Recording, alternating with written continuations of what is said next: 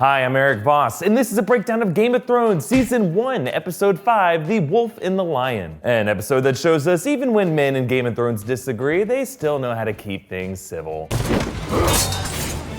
Ooh, yeah, not quite. I gotta say, of the classic episodes I've rewatched so far, this one was the most fascinating to look at in retrospect. The changes from the books, the ways major events were foreshadowed or set in motion, and the details I didn't catch before. Specifically, there's a mystery of what Varys' plan was in those early seasons. That will be one of many things I talk about as we dive deep into The Wolf and the Lion and break down all the interesting stuff I caught. Okay, like other episodes from Season 1, this episode featured a few new scenes that were not at all in the books. They were written and shot purely for the show. Peter Baelish's War of Words with Varys, Renly Baratheon and Loras Tyrell's steamy chest shaven, and Robert and Cersei's amazing conversation. Honestly, these were three of the most fascinating scenes from the episode, so let's talk about these and all the other adaptations from George R. R. Martin's source material in our segment, Well, in the Books. And let's start with Robert and Cersei. So the show's creators have singled out this scene as one of their favorite from the entire series, and I completely agree. Now, it's not in the books because neither Robert nor Cersei had point of view chapters in A Game of Thrones Book 1. It's a conversation between two great characters from the book that readers always dreamed of seeing played out. It does so much to dimensionalize them as people and to reveal deeper insights about their relationship, which otherwise would be a little hard to make sense of. Like, we know Robert and Cersei hate each other, but seeing Mark Addy and Lena Headey share a drink and laugh over this sham political marriage suddenly makes it super clear how these two people see each other. That's all the realm is now.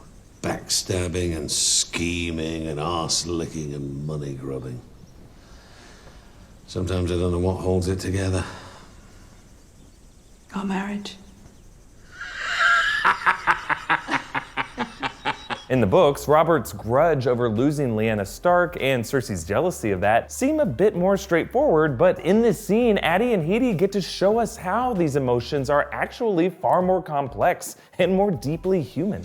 What harm could Lyanna Stark's ghost do to either of us that we haven't done to each other 100 times over? You want to know the horrible truth? I can't even remember what she looked like. Also, notice how Cersei once again brings up the son they had together. I felt something for you once, you know. I know. Even after we lost our first boy. This should remind us of Cersei bringing up this child to Catelyn back in episode 2, proving that Cersei wasn't lying to her then, making Cersei actually a little more sympathetic here. And remember, this was changed from the books. Cersei later revealed in the books that she aborted the child she conceived with Robert. Now, there's another detail in this scene that I'll come back to, but let's also look at the newly written scene immediately before this one between Loras Tyrell and Renly Baratheon. Now, earlier moments in this episode hint at Renly's homosexuality. And tell me, Lord Renly, when will you be having your friend? Just like this isn't much of a secret within King's Landing, it doesn't stay much of a secret to us either. In my last breakdown, I observed how interesting it was to see Tyrion's role as an activator for fellow cripples, bastards, and broken things, Jon, Bran, and Theon, inspiring them on their respective character journeys. In this episode, we see Loras play a similar role for Renly, encouraging him to overstep his position as fourth in line for the Iron Throne, appealing to his ego and, his sexual appetite. Now, earlier in the hour, before jousting the mountain, Loras offered a rose to Sansa Stark, and even though it was a cover for his true lover, Renly, that must have at least irked Renly on some level, like made him wish for a realm where he wouldn't have to hide this relationship, something he could establish by being king. In a way, this exchange parallels another famous tourney, the tourney of Harrenhal decades earlier, where a similar handsome southerner, Rhaegar Targaryen, handed a rose to a Stark girl, Lyanna, pissing off another Baratheon, Robert, who was so mad that he launched a selfish pursuit for the Iron Throne. So by including this scene with Loras and Renly, the show reveals Renly's motivation on a deeper level, and perhaps how it echoes past historical cycles. Now, before we get to this new scene between Littlefinger and Varys, I want to talk about the way Tyrion's story was adapted this episode. In the book, the harrowing ascent through the Bloody Gate up to the Eyrie is described in detail from Catelyn's point of view. It involved mules trained to walk the narrow path and a brief run-in with her uncle, the Blackfish. Now, the show makes this dizzying vertigo more of a reveal for Tyrion later as he looks over the edge of the Eyrie dungeon. In the book, the floor of this chamber is actually slanted toward the opening, making Tyrion afraid to sleep. But the show did include one other unnerving detail. Check out the wall behind Tyrion. Someone wrote the words "time to fly" in blood. Now, this is probably written by a previous prisoner who went crazy in a cell and who scrawled this message just before leaping to his death. Another slight change in the book involved this scene with Arya overhearing the conversation between Varys and Illyrio in the dragon dungeon beneath the Red Keep. In the book, Varys actually disguises himself with a goofy costume and he speaks in this put-on accent and walks in a strange way. That's because Varys used to be a stage performer in a traveling group of mummers, and he uses these techniques to move and plot around King's Landing without getting noticed. In the show, Varys just pretty much wears a hood over his head. And I'm assuming they're doing this because it's still pretty early in the series and the viewers are still getting used to who everyone is and what they look like. And this secret chat leads us to this fascinating boy fight between Varys and Peter Baelish at the base of the Iron Throne. Now, the season 3 Chaos is a Ladder scene between them is probably better remembered, but this first clash establishes these two as the true manipulators behind the events of the whole series. It starts with the two men trading insults on which is more dastardly, Varys for exploiting children to do his spying for him, or Baelish for his deviance in his brothel. But then that deepens into reveals that each of them know the other's secret master plan. Varys knows about Baelish's continuing love for Catelyn and his framing of Tyrion Lannister in the assassination attempt on Bran, turning the Starks and Lannisters against each other. But then Baelish knows about Varys' relationship with Illyrio and his secret plotting for a Targaryen restoration. Essentially, this one scene establishes Peter Baelish as the instigator behind the War of the Five Kings that will consume Westeros for seasons to come, and Varys as the instigator behind the rise of Daenerys Targaryen that will consume Essos for seasons to come. One conspirator betting on the west, one conspirator betting on the east. However, Varys reports to Robert via Jorah Mormont that Daenerys is pregnant. So he's basically setting up Robert to send an assassin to kill Dany, her unborn child, and Viserys. So what exactly is Varys plotting at this point in the series? What was his original plan? Now, book readers have a better idea for what this was, but to talk about it, it would kind of spoil future events in the series. So if you haven't read the books and you're just starting to watch the show now, skip to this time. And actually in this section, I'm going to discuss all the ways this episode connects to and foreshadows future events. So by skipping to this time, you'll bypass anything that might spoil you. Cool? Great. Bye. Hi, they're gone? Gone? Great. For the rest of you, let's look at this episode in hindsight. So, when Varys meets in secret with Illyrio, Varys worries that the conflicts that Littlefinger has stirred up between the Starks and the Lannisters is rushing their side of the conspiracy. And Illyrio says that Khal Drogo wouldn't invade until his son is born and proven healthy. So, this tells us that Varys' plan involved some invasion by the Dothraki, ousting the Baratheons and restoring the Targaryens to the throne. But which Targaryen? Obviously not Daenerys or Viserys if he reports to Robert about Daenerys' progress in pregnancy in Essos. If he really cared about Dany, he would keep this all a secret. In Book 5, A Dance with Dragons, we learn about Varys' secret strategy. While in exile from King's Landing, Tyrion meets a character named Young Griff, who accompanies him and later Jorah on their way to Dany and Meereen. Now, Young Griff, Varys reveals later, is actually Aegon Targaryen, the son of Rhaegar and Elia Martell. Now, Varys claims to have switched these babies out, and that Gregor Clegane killed a different baby during the sack of King's Landing. According to Varys' story, he says he smuggled out this infant prince and hid him away, gradually over the years grooming him to be the next king, to one day return to Westeros and to pick up the pieces after the Baratheons and the Mad King's children took each other out. But later, as Daenerys turns out to be a pretty successful ruler, Varys seems to change his plan to instead marry Aegon to Daenerys, and then have these two Targaryens reclaim the Iron Throne together. Now, we'll see what George R. R. Martin does with this plotline when Book 6 comes out, but in the show, it looks like they've completely dropped it. In Season 5, Jorah Mormont kidnapped Tyrion and they made their way to Meereen without any young Griff character who was never cast for the show. I just think it's interesting how, in hindsight, despite starting out as mastermind conspirators, both Varys and Littlefinger's schemes end up getting undone by the series' more central protagonist,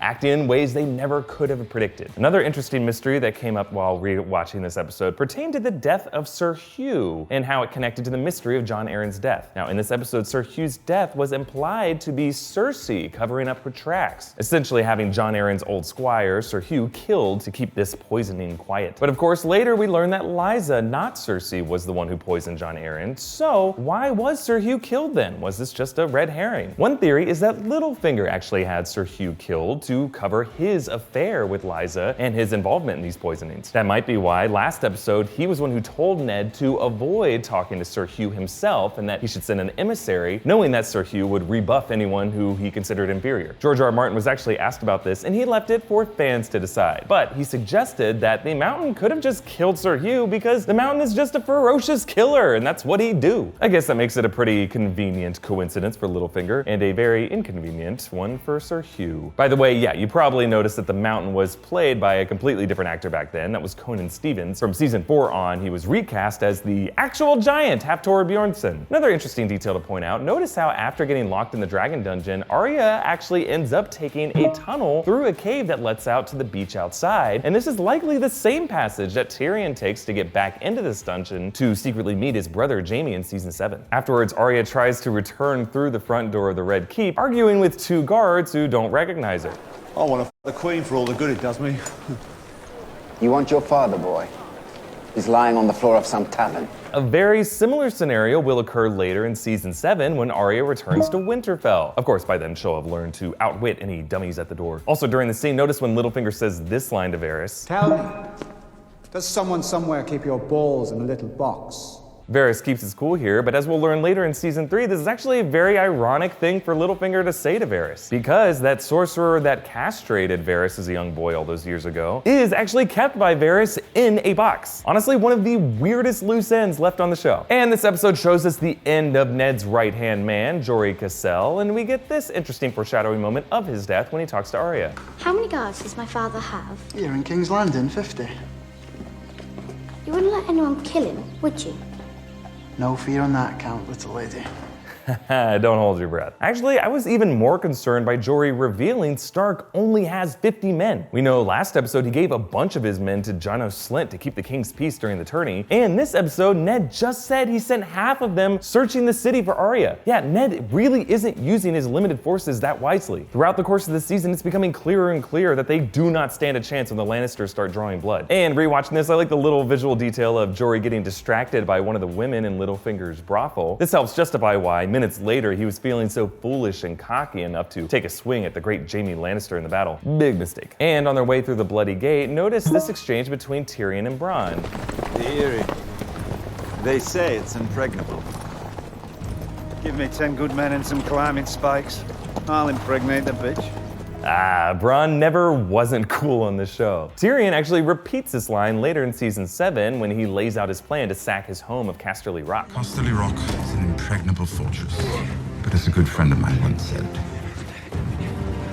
give me 10 good men, and I'll impregnate the bitch. And speaking of season 7, back in that scene with Robert and Cersei, he actually offers some similarly prophetic war strategy. Only a fool would meet the Dothraki in an open field. Robert goes on to point out how Westeros would be super screwed by any Dothraki invading force. And Cersei ends up learning that lesson the hard way in the recent season when her brother's army faces Robert's nightmare head on. All right, moving on, I want to point out some of these subtle visual choices that I caught this episode, so let's look closely at some of these shots in our segment, Zoom in and Enhance. This scene with Master Luwin, Bran, and Theon contains some interesting details. Bran is depicted looking down at the map of Westeros. This could be connected with Bran's visions that he experiences around this time in the book, where he sees himself soaring high over the continent of Westeros, looking down at his various family members scattered across it. And while Bran learns about the Greyjoy's family failed rebellions, Theon fires arrow after arrow at the target, getting close to the bullseye but never actually striking it. It's a nice reflection of the many failures awaiting Theon in his future, and the general imprecision of the Greyjoys in general. Later, when Ned meets with Varys, notice the framing of Ned with Varys in the background, or a little angel or devil on the shoulder. This is very similar to that shot I pointed out in episode 1, when Ned was once again in the foreground, but with Catelyn and Luwin on either shoulder in the background. But in this case, Ned is under the influence of only one manipulator, suggesting that it's hard for him to make a balanced, reasonable decision here. Later, during the argument between Ned and Robert over whether or not to kill Daenerys, Ned resigns and drops his hand of the kingpin on the table. This visually echoes Bran jabbing the table earlier with his mother's house Tully Holli pen. Notice the fish sigil. This was as he's criticizing his mother for not following her own family's words. Family, duty, and honor. Putting duty and honor before family. And Ned is doing a similar thing here. He's putting his honor, refusing to partake in the death of an enemy because she's young and pregnant, over the safety of his own family. By resigning, he has put himself at odds with the throne, opening up him and his men to an attack by Jaime and their men. And now let's discuss this episode's deeper meaning. Again, this episode's titled The Wolf and the Lion, a reference to Ned Stark and Jaime's bloody duel at the end of the episode. Of course, this collision was promised by Varys earlier verbatim. The wolf and the lion will bid each other's throats.